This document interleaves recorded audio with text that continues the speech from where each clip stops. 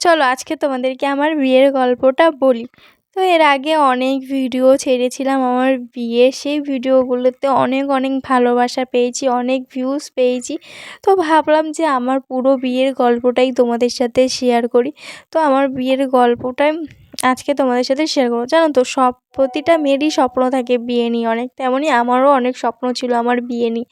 আমি প্রত্যেকবারই ভেবে রেখেছিলাম যে, আমি সেই ক্লাস 5 থেকেই ভেবে রেখেছিলাম যে আমি অনেক বড় করে অনুষ্ঠান করে বিয়ে করব, অনেক এরকমভাবে সাজবো, আমি অনেক রকমের ডেকোরেশন করব, এরকম হেয়ারস্টাইল করব, ফটোগ্রাফার থাকবে, আমার সব বন্ধুদের বাড়িতে আমি আইবুড়ো ভাত খেতে যাব।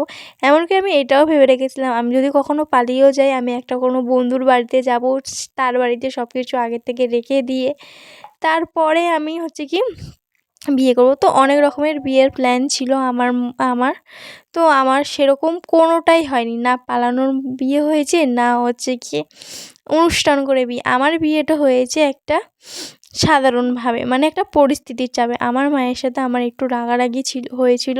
তো সেই জন্যই আমার বিয়ে হয়েছে। এমন একটা পরিস্থিতিতে পড়েছিলাম যে ওই পরিস্থিতির মধ্যে আমার বিয়ে ছাড়া আর কোনো উপায় ছিল না। তো আমার যেখানে বিয়ে হয়েছে, মানে এই ঘরটা দেখতে পাচ্ছ না, এই ঘরটা আমার ছোটো মাসির ঘর। তো আমার মাসি গিয়েছিলো, আমার বোনও ওই সময় হয়েছিল, তো মাসি গিয়েছিলো হসপিটালে ভর্তি তো হতে। তো আমার বিয়ে যেদিন হয়েছিল, আমার বিয়ে হয়েছে 8ই জুন আর আমার বোনও হয়েছে 9ই জুন। তো আমি আমার বোনুর ঘর, মানে আমার মাসির ঘরে আমার বিয়ে হয়েছে। তো এটা আমার মামার বাড়ির মন্দির। তো আমি আমার মাসিরই শাড়ি পরে বিয়ে করেছি। আমার মাসি কখনো ভাবেনি যে আমি আমার মাসির শাড়ি পরে বিয়ে করবো, আর আমিও কখনো ভাবিনি যে আমি আমার মাসির শাড়ি পরেই বিয়ে করব। তো মাসি যখন এই শাড়িটা কিনেছিল না, তখন আমি মাসিকে বলেছিলাম, তুই এত লাল শাড়ি কিনেছিস, তুই পরবি কবে?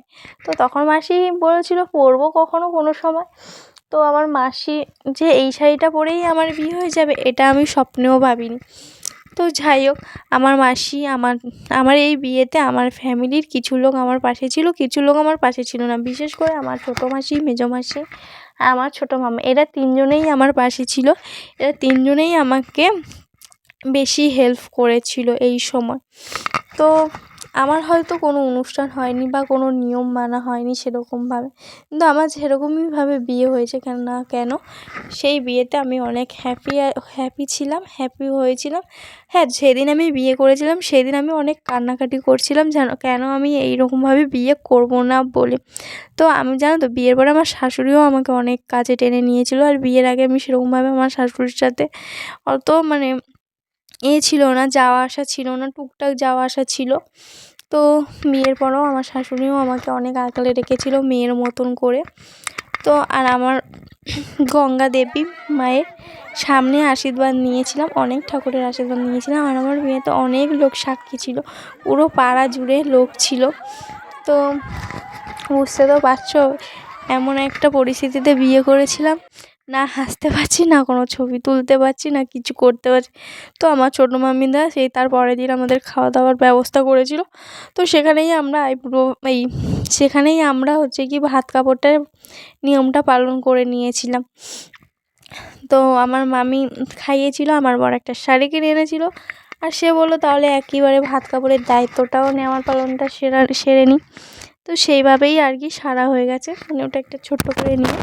তো বিয়েতে যেমন কান্না ছিল, তেমন হাসি ছিল, তেমন অনেক অনেক কিছুই আরও রহস্যময় ছিল, হয়তো কখনো পরে রিভিল করবো।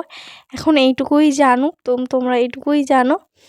আর বিশ্বাস করো, বিয়ের পরে অনেক দায়িত্ব বেড়ে গেছিলো। ওই সময় মনে হচ্ছিলো যেন এখনও বিয়েটা না করলেই ভালো হতো, আর একটু পরে বিয়ে করলে ভালো হতো। এখনও অনেক ছোট আমরা, এখনও অনেকটা মানে জার্নি আমাদের বাকি আছে। তো দেখতে থাকো।